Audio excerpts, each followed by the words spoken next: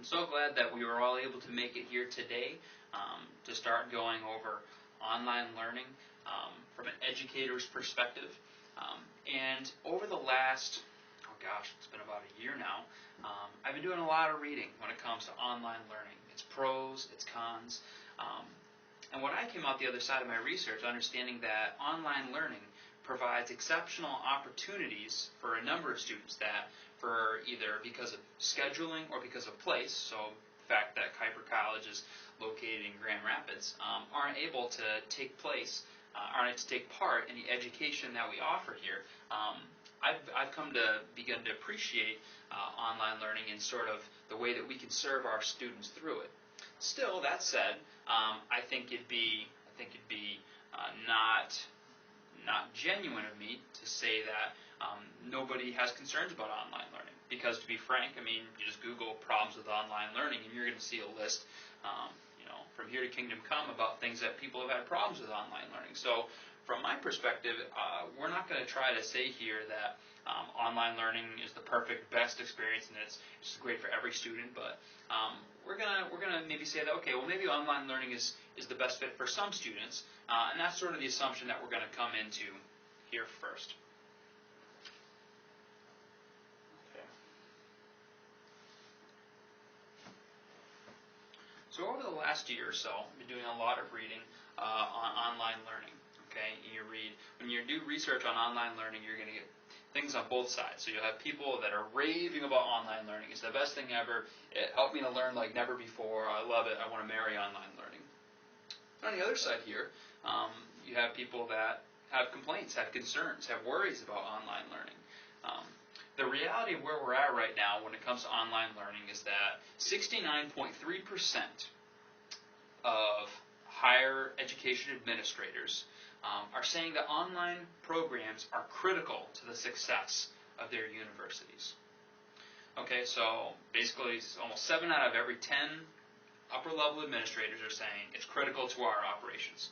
So what that tells me is that people are weighing what are the benefits, what are the concerns, and they're coming out further out on the benefits side of things. But the purpose of this lecture here isn't really to get into the debate of whether online learning is the best option for every student, because I don't think any of us are going to argue that online learning fits every student best. I think that we can probably all agree that online learning will fill the needs of some students best, and we're trying to figure out how to do that well. That said, it makes sense for us to take some time to go through what are some of the challenges and concerns, some things that we as educators have concern about. What are the things our students will have concerns about? What about other administrators? What do other people say about this? So we're going to go through some of these things and just engage with them, because people have legitimate concerns with online learning.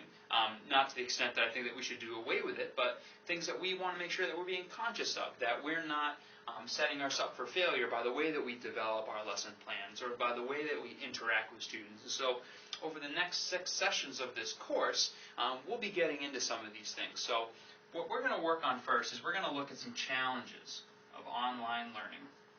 Okay?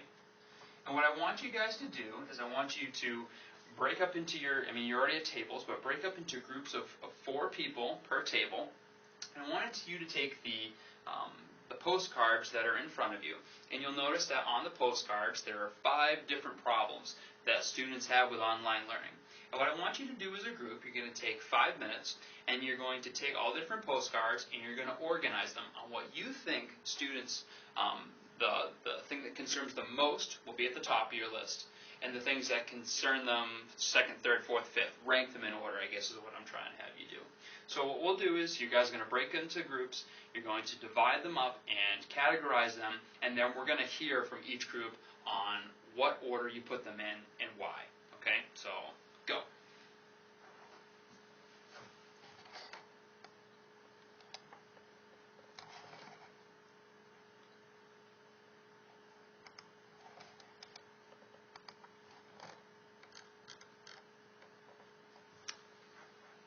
Okay, so here we are, we're back, and let's go through and we'll start. All right, you in the group there, let's hear what you thought. So what we're going to do now is we're going to take it and I'm going to rank them out for you, and then you guys tell me how well you did. Okay. Number five was poor online course design. So maybe that's that our courses aren't as user-friendly as they might be. Maybe that it's taking too much time or too little time. Something sort of in the course design itself is the problem. Okay. Now, what's fourth? Okay, number 4 was poor quality control. So it feels like whoever did this really wasn't trained and how to communicate very well. They didn't really put a whole lot of thought into how we were going to assess this, and there weren't improvements. So as we were going through online classes, we didn't notice that they were hearing the criticisms we were making, and were making changes on that. Okay, number 3, hate group projects. Hate group projects. Okay. Now this is probably an example of one of the things we can't necessarily do away with altogether, because we know that collaborative learning is important, and we know that when our students are in the workforce, they're going to need to be able to be successful at doing this.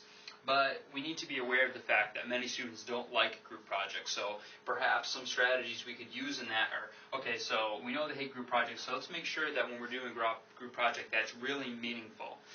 And maybe take away some of the things that people hate about group projects, like I hate the fact that I've got to take the whole class on my back, and if I don't, I'm going to get a bad grade. So maybe we can build in different measurements or different rubrics or something, so that our students that are putting out good work are getting grades commensurate with the work that they're putting in. Let's look at number 2. What's number 2? Poor customer service in advising. So poor customer service. It feels like when we are putting in complaints or thoughts, that's going to a black hole. They're not hearing us.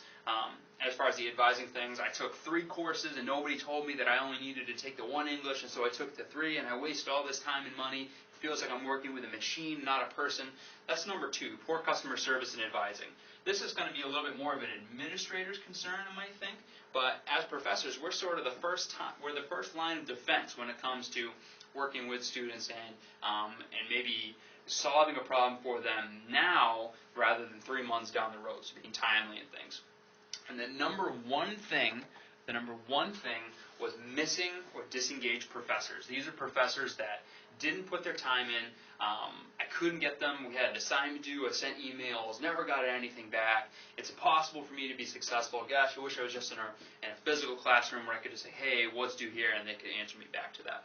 Now, this is something that I think the professors, missing professors, this is something that we can be quite deliberate about.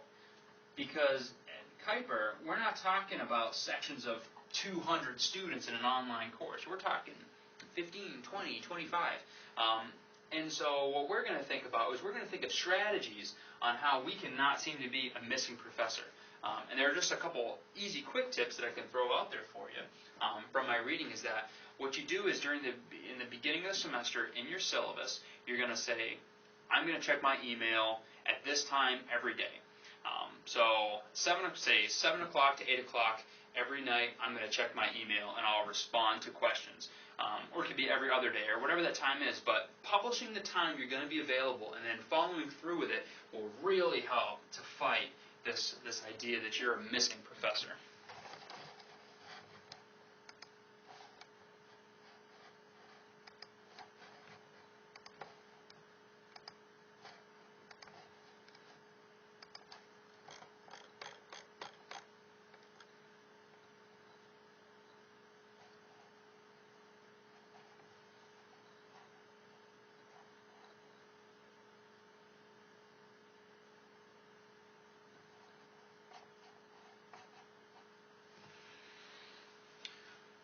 Okay, so what we're going to do next is we're going to take these 5 items, these 5 things that students disliked the most about online learning, and what each group is going to do is you're going to choose one of these things, and then between the 4 of you, you're going to put together a strategy in 50 words or less of how you're going to combat your issue. So group over here, which number do you want? Go. Two? Two? Great. 1, 4, 5. Okay, great. So 50 words or less, what your strategy to combat this will be, and then from there we're going to talk out and you guys can read out your strategies and explain to us what you think we can do about that. Okay, well thanks for sharing all of the different solutions that you had for this. I hope that this was helpful. What you're each going to do now is, because we hate group projects, each of us is going to write down, we're going to take some time, and each of us is going to write down 3 strategies you can use to serve our students through building online community.